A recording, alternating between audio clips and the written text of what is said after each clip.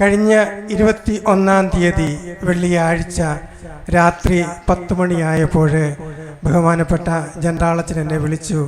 എന്നിട്ട് അച്ഛൻ പറഞ്ഞു, മാത്യു അച്ഛൻ വളരെ ക്രിട്ടിക്കലായിട്ടുള്ള അവസ്ഥയിൽ ICUവിലാണ്.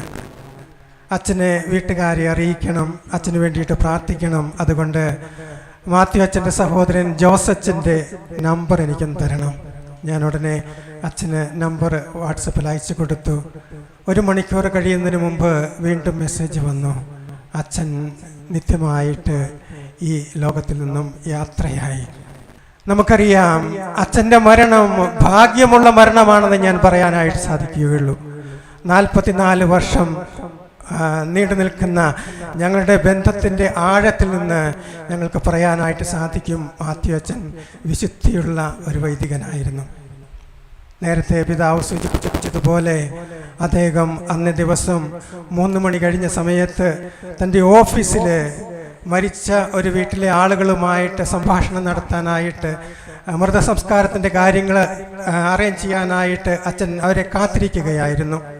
അപ്പം അതിന് വിപരീതമായിട്ട് അച്ഛൻ്റെ ഓഫീസിൻ്റെ മുറി മുമ്പിലത്തെ വാതിലത്തിൽ തുറന്നിട്ട് വരാന്തിയിൽ അച്ഛനെ കസേരയിട്ട് അവിടെ അവരെ കാത്തിരിക്കുകയായിരുന്നു.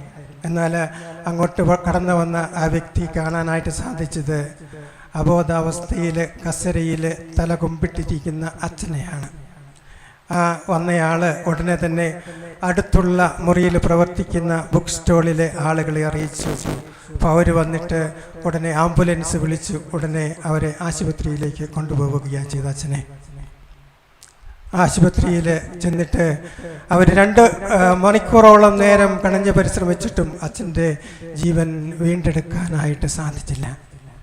ഈ അച്ഛൻ ഈ ടെർമീൻ എടുക്കുന്നതിന് തൊട്ട് മുമ്പായിട്ട് അവിടെ അടുത്തുള്ള കോൺവെൻറ്റിലെ സിസ്റ്റേഴ്സിനെ വിളിച്ചത് എന്തിനാണെന്നറിയാമോ? 5 മണിക്ക് സീറോ മലബാർ സഭയിലെ അംഗങ്ങൾക്കായിട്ടുള്ള വിശുദ്ധ കുർബാനയുണ്ട്. അപ്പോൾ ആ കുർബാനയ്ക്കായിട്ട് സിസ്റ്റേഴ്സിനോട് ഒരുങ്ങി വരണമെന്ന് പറയാനാണ്. എന്നിട്ട് അച്ഛൻ പറഞ്ഞു, ഞാൻ വരും നിങ്ങളെ കൂട്ടാനായിട്ട്. എന്നാൽ അവർ കാത്തിരുന്നിട്ടും സമയമായിട്ടും കാണാതിരുന്നപ്പോൾ അച്ഛനെ വിളിച്ചപ്പോൾ അച്ഛൻ്റെ ഫോൺ എടുത്തത് ആംബുലൻസിലെ ജോലിക്കാരായിരുന്നു. അവർ പറഞ്ഞു, അച്ഛൻ ആശുപത്രിയിലാണ്. ഉടനെ അതിൻ്റെ സിസ്റ്റേഴ്സ് ടോമച്ചനെ വിവരം അറിയിച്ചു. അച്ഛന്മാർ ഉടനെ ഓടിയെത്തുകയാണ് ചെയ്തത്.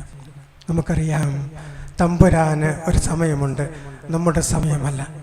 നമുക്ക് നമ്മുടെ മാനുഷികമായ ചിന്തകളെ വെച്ച് നോക്കുമ്പോൾ ഈ വിളി അല്ലെങ്കിൽ ഈ സ്വർഗത്തിലേക്കുള്ള ഈ യാത്രയായപ്പോൾ ഒരുപക്ഷെ വേദനാജനകമായിരിക്കാം. എന്നാൽ മാത്യു അച്ഛൻ ശ്രേഷ്ഠമായി ഇതിനെ തിരഞ്ഞെടുത്തു. അതുകൊണ്ടാണ് ഈ സമയത്ത് തമ്പുരാൻ അവനെ തമ്പുരാൻ്റെ അടുക്കിലേക്ക് വിളിച്ചതെന്ന് ഞാൻ പറയും. 100% വിശ്വസ്തയോടുകൂടി തന്നെ ഏൽപ്പിച്ച ജോലികൾ പൂർത്തിയാക്കിയവനായിരുന്നു മാത്യു അച്ഛൻ. അദ്ദേഹം 100 കണക്കിന് കുഞ്ഞുങ്ങളെ ആദ്യ കുർബാനയ്ക്കും സ്ഥൈര്യലേപനത്തിനും ഒരുക്കിയിട്ടുണ്ട്. ഞാൻ നേരത്തെ സൂചിപ്പിച്ചതുപോലെ മാത്യു അച്ഛൻ 2000 മുതൽ 2025 വരെ ഫ്രേഹൻ കോണിഷ്ഡോർഫ് എന്ന് പറയുന്ന ആ ഇടവകയിലാണ് സേവനം ചെയ്തു. ഒറ്റ ഇടവകയിൽ അച്ഛൻ ജോലി ചെയ്തുള്ളൂ. ആദ്യം അച്ഛന് അവിടെ ചെന്നപ്പോൾ 2 ഇടവക സമൂഹങ്ങളായിരുന്നു, 8000-ഓളം ആളുകളുള്ള ഇടവക സമൂഹം. ഇന്ന് അച്ഛൻ മരിക്കുമ്പോൾ ആ ഇടവക സമൂഹത്തോട് മറ്റ് ഇടവകകളും കൂട്ടിച്ചേർത്ത് 8 ഇടവകകളുണ്ടായിരുന്നു. ഏതാണ്ട് 26,000-ഓളം ആളുകളടങ്ങുന്ന ആ അജപാലന രംഗത്ത് അച്ഛൻ പ്രവർത്തിച്ചു കൊണ്ടിരുന്നത്. അച്ഛൻ ആദ്യ കുർബാന സ്വീകരിക്കാനും അതുപോലെ സ്ഥൈര്യലേപനം സ്വീകരിക്കാനും 100 കണക്കിന് കുഞ്ഞുങ്ങളെ ഒരുക്കിയിട്ടുണ്ട്. അതിലൊരു ചെറുപ്പക്കാരൻ വൈദികനാകാനായിട്ട് ഇനി ഏതാനും മാസങ്ങൾ കൂടിയേ ഉള്ളൂ. അപ്പോൾ അച്ഛൻ മരിച്ച വിവരമറിഞ്ഞിട്ട് ആ ചെറുപ്പക്കാരൻ അവൻ്റെ അപ്പന് എഴുതി വാട്സപ്പിൽ മെസ്സേജ് അയച്ചു, എന്നെ വർഷങ്ങൾക്ക് മുമ്പ് ഒരു പ്രവാചകനെന്ന പോലെ അച്ഛനാകുമെന്ന് നീ എൻ്റെ മുഖത്ത് നോക്കിയിട്ട് പറഞ്ഞ ഈ വൈദികനാ എൻ്റെ പ്രിയപ്പെട്ട മാത്യു അച്ഛൻ എന്ന്. ആ വാട്സപ്പ് മെസ്സേജ് ഒരു പക്ഷേ നിങ്ങളുടെയൊക്കെ ചിലരുടെ ഇങ്ങനെ കയ്യിലെത്തിയിട്ടുണ്ടാവും. അപ്പം പ്രവാചകനെ പോലെ വിശുദ്ധിയോടുകൂടി നന്മയിൽ ജീവിക്കുകയും മറ്റുള്ളവരെ നന്മയിലേക്ക് നയിക്കാനായിട്ട് പരിശ്രമിക്കുകയും ചെയ്ത അച്ഛനായിരുന്നു ഈ പ്രിയപ്പെട്ട മാത്യു അച്ഛൻ. ഞാൻ പറഞ്ഞു, 25 വർഷക്കാലം ഒരേ ഇടവകയിൽ വൈദികനായിട്ട് സേവനം ചെയ്യുക, അത് അത്യപൂർവമാണ്. ഒരുപക്ഷെ നമ്മൾ വൈദികരൊക്കെ ഏറെ നാൾ ഒരേ ഇടവകയിൽ ജോലി ചെയ്യുമ്പോഴും മടുക്കും, പുതിയ ഇടവക തേടി പോകും. അല്ലെങ്കിൽ ആളുകൾ മടുക്കും, ഈ അച്ഛനെ ഒന്ന് മാറ്റിത്തരാമോ എന്ന് ചോദിക്കും. എന്നാൽ അങ്ങനെ ആയിരുന്നില്ല മാത്യു അച്ഛനെ കുറിച്ച്. അവർക്കുള്ള വലിയ സ്നേഹത്തിൻ്റെ ആഴം ഞാൻ മനസ്സിലാക്കിയിട്ടുണ്ട്. കാരണം 7 വർഷങ്ങൾക്ക് മുമ്പ് അച്ഛൻ്റെ പൗരോഹിത്യത്തിൻ്റെ ജൂബിലി ആഘോഷിച്ചപ്പോൾ അന്ന് ഞാനും അച്ഛൻ്റെ കൂടെ സഹകാർമ്മികനായി ആ ഇടവകയിലെ കൂട്ടിനുണ്ടായിരുന്നു. അപ്പോൾ അവരിൽ ചില പറഞ്ഞത് ഞാൻ ഓർക്കുന്നു, ഈ അച്ഛൻ ഞങ്ങൾക്കുള്ളതാ, നിങ്ങളൊരിക്കലും ഈ അച്ഛനെ കൊണ്ടുപോകരുത്. അപ്പം അത്രമാത്രം സ്നേഹത്തിൻ്റെ ആഴത്തിൽ ആളുകളുടെ ഹൃദയത്തെ തൊടാൻ തക്ക ശേഷിയുള്ള പ്രിയപ്പെട്ട ഇടയനായിരുന്നു നമ്മുടെ പ്രിയപ്പെട്ട മാത്യു അച്ഛൻ എന്ന് പറയുന്നതിൽ ഒട്ടും അതിശയോക്തിയില്ല. അച്ഛൻ ഇടയൻ്റെ ആടുകളുടെ മണമുള്ള ഇടയനായിരുന്നു എന്ന് നമുക്ക് നിസ്സംശയം പറയാനായിട്ട് സാധിക്കും. അഭിമന്യ പിതാവ് സൂചിപ്പിച്ചതുപോലെ അച്ഛൻ എല്ലാവർക്കും സംലഭ്യനാകുന്ന ഒരച്ഛനായിരുന്നു. അച്ഛന് ഇങ്ങനെ ആളുകളെ തേടിപ്പോകുന്ന അല്ലെങ്കിൽ കൂട്ടുകൾക്ക് വേണ്ടിയിട്ട് തേടിപ്പോകുന്ന ഒരു മനുഷ്യനായിരുന്നില്ല. എന്നാൽ അച്ഛൻ്റെ ആ സ്നേഹത്തിൻ്റെ ആഴം വളരെ മനോഹരമായിരുന്നു. അച്ഛനെ ഒരിക്കൽ പരിചയപ്പെട്ടിട്ടുള്ളവർ, അച്ഛൻ്റെ കൂടെ ആയിരുന്നിട്ടുള്ളവർ ഹൃദയത്തെ തൊടാനായിട്ട് അച്ഛന് സാധിച്ചിരുന്നു. അപ്പം അതുകൊണ്ടാണ് അച്ഛൻ്റെ ഇടയിലൂടെ കടന്നു പോയവർക്കാർക്കും അച്ഛനെക്കുറിച്ച് നെഗറ്റീവായിട്ട് ഒരു വാക്ക് പോലും പറയുന്നത് ഞാൻ കേട്ടിട്ടില്ല. അത്രമാത്രം ഹൃദയത്തിൽ സ്നേഹിച്ച വ്യക്തിയായിരുന്നു.